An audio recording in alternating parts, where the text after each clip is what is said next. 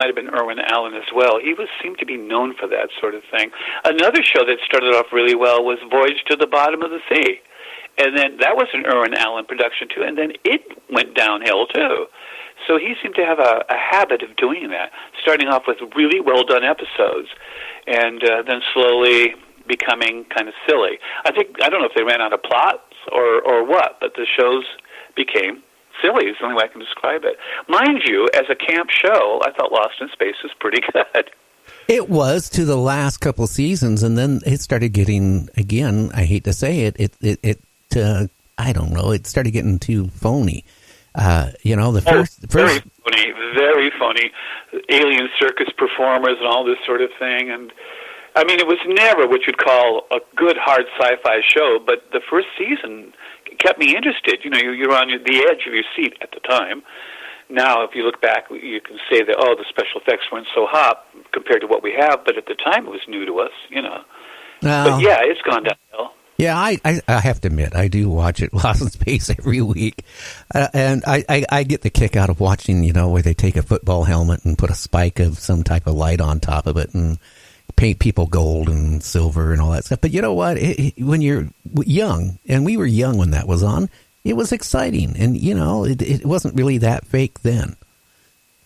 It was fun, but I have to admit I stopped watching Lost in Space. I think it was either the last season or the next to last season because it really just got too pathetic for me. And I thought, this is always about Dr. Smith and Will and the robot, and they're never going to go anywhere. They're never going to do anything. They're always going to run into these ridiculous aliens, and But I have to admit, I had the models of the models you put together yourself and paint.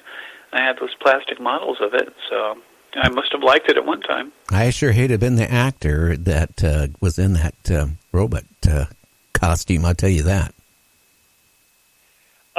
Yeah, that would have been, and also Robbie the Robot, too, from and one of the best movies I think ever made in science fiction, Forbidden Planet. Oh, I just watched that a week ago. Fantastic.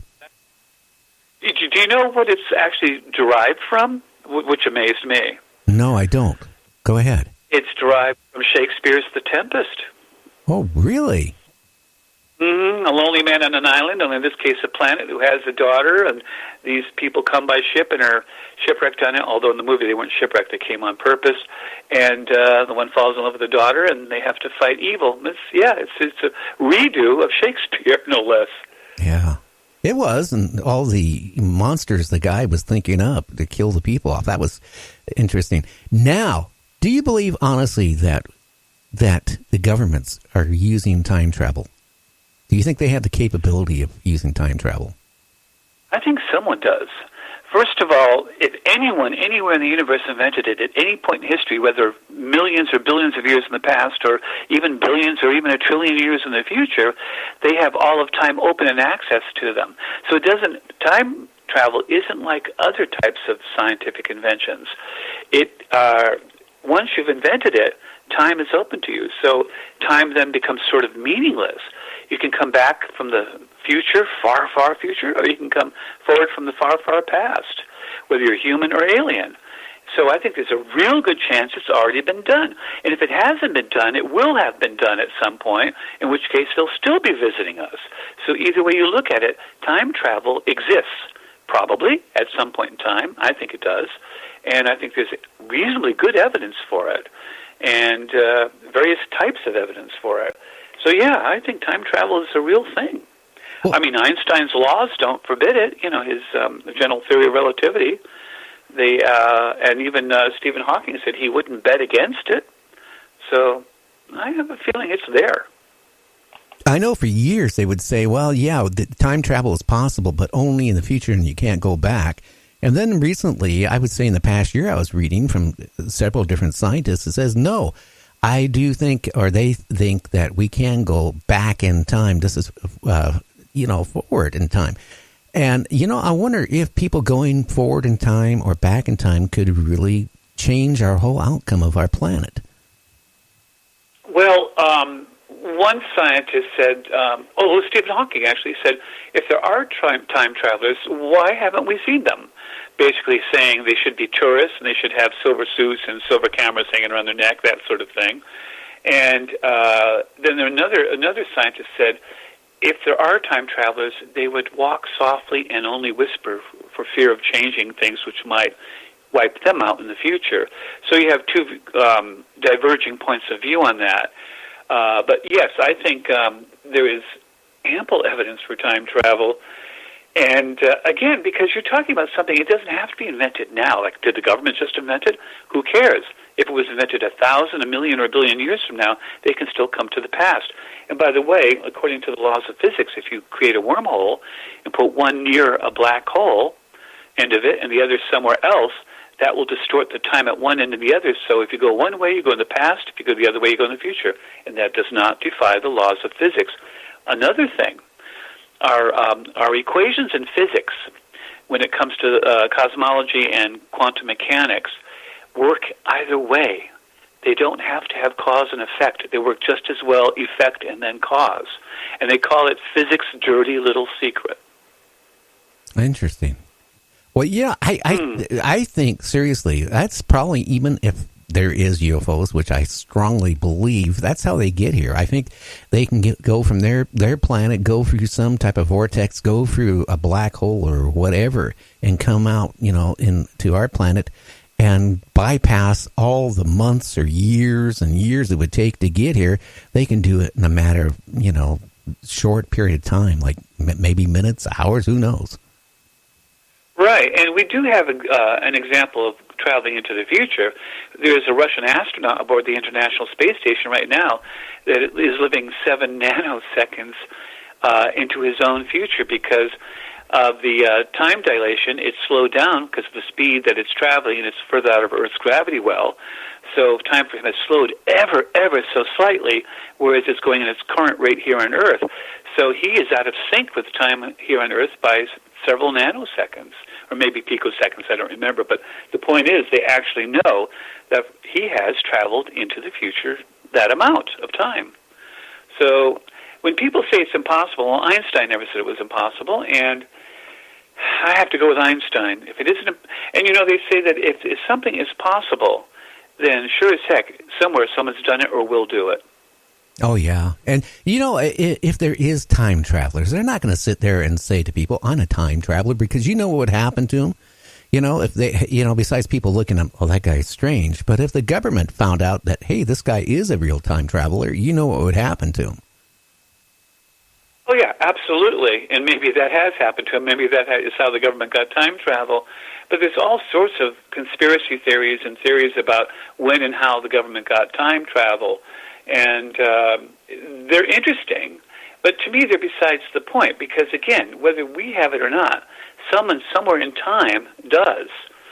And if they do, then they're here and they're messing with us. They're going into their own past, and they're changing things. What people don't understand is they say, well, why don't we remember it? You don't remember it because somewhere in our past something was changed, and that altered all future history. And so whoever came afterwards thinks that that's the way history was. For instance, if you originally our timeline had Hitler winning World War II, and someone went in the past and changed it, we wouldn't know that. We would only know that we defeated Hitler in our timeline, and that's how we remember events, as being naturally that way. Emphasis on the word naturally. And so the great thing about time travelers, if they tinker with what's going on, those who come after them don't know that, because that's their history. That's a natural part of their past. Well, what you're saying, been altered. What you're saying too. On the other hand, somebody could have went back, manipulated time, and we could be all speaking German right now. Right, and also physicists said that it would be possible to travel into the past. And if we do, and if we changed anything, even some little tiny thing, it instantly creates a branching parallel universe where that event took place. So if you're in our timeline and you go back in the past to kill your grandfather and you kill him, you've instantly created a new future that you're not in, but that's not your timeline. When you go back to the future, you go back to your own, where your grandfather still lived and had you, or your father, and then your father had you. And by the way, according to the laws of physics, especially quantum physics now, and cosmology, we really do think that there are a lot of parallel timelines just that way. Oh, I believe there are. So yeah, it's true. I just always wondered if I went back in time and killed my father, for example, maybe I would be alive in my timeline where I don't know. I got to figure that one out. Maybe I wouldn't be talking to you. In other words, if you went back in time and killed your father, before I was created born, a new line where your father doesn't live. But when you come back to our present, you'd still be there and your father would still be here. Our timeline would be unaffected. What you caused was a branching universe. Interesting. So your new book, what does that cover? And can you talk a little bit about it? Time travel invasion? Sure. Yes. There's a lot of facets to it. I don't like to just rely on one source for evidence, so I go through a lot of different things. For instance, with time travel, I look for solid physical evidence. I also look for when our history might have been changed without our knowing it. And there are certain crisis points in our history that seem very strange to me. They don't seem normal. And, for instance, if we go just with historical records, something keeps happening in our history at critical points that alters history forever after that point. It's almost like a nexus point. For instance, when Queen Elizabeth I reigned back in the 1500s, around the 1590s, they had the Spanish Armada fleet head for England. And if they had landed in England, they would have won. England would have been Spanish and brought back into the Catholic fold, and you wouldn't have had Protestantism, and without it, you wouldn't have had the rise of the Industrial Revolution and the middle class. And this is a major, major event in history. And what stopped it? A storm that suddenly came up out of nowhere, a great storm. So impressive was the Queen with the storm that saved them by destroying the Spanish Armada that she had a medallion struck. And it doesn't stop there. The Chinese-Mongolian Empire wanted to invade Japan, and they set off to do it. And they failed. A storm came up, and they lost 4,000 ships and over 140,000 troops in an effort to invade Japan in the storm. Never made it. And then the Chinese don't give up easily. I think it was 12 or 14 years later, I'm not sure about that, but it was a little over a decade later, they tried again, and guess what happened? Another storm came up and wiped them out. So the Chinese gave up after that, and Japan was never invaded. And that's getting pretty interesting. Now I can do you one more. Yeah, please do. In the United States. Oh, I'm sorry, go ahead. I said, please do.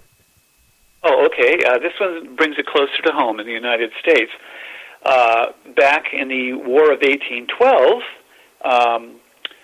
they had a war, and the British came, and they went up the river, and they got to Washington, D.C., and they proceeded to burn it, and they even burned the White House, and of course they had to rebuild part of it and paint it, and that's how it became known as the White House, to hide the smoke damage.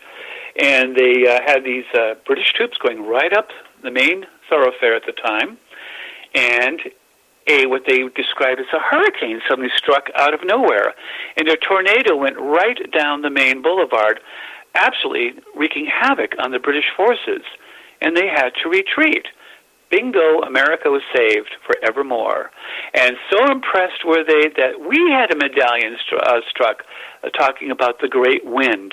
Oh, and by the way, back with the Chinese and the Japanese are also very heavily impressed with the fact that a storm saved them both time, a great wind. And they now called it the divine wind, or as we know it today, kamikaze. Very interesting.